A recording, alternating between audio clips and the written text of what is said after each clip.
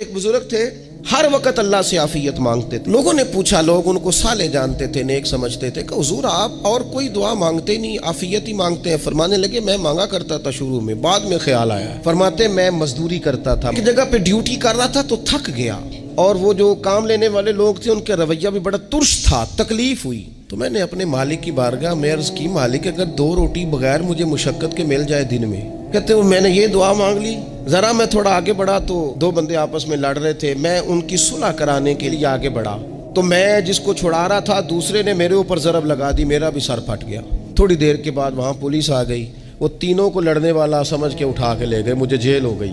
2 روٹیاں بغیر مشقت کے روز ملنی شروع ہو گئی۔ کہتے ہیں وہ 2 روٹیاں روز ملتی، کوئی کام نہیں کرنا پڑتا، پر جیل ہو گئی۔ پھر کچھ عرصے کے بعد میں نے سوچا کہ یار یہ دعا تو قبول ہو گئی نا تیری، اب تو اگر اس پر کوئی الگ بات کرے گا تو وہ تو غلط کرے گا۔ کہتے پھر خود ہی میرے دل میں اللہ نے بات ڈالی اور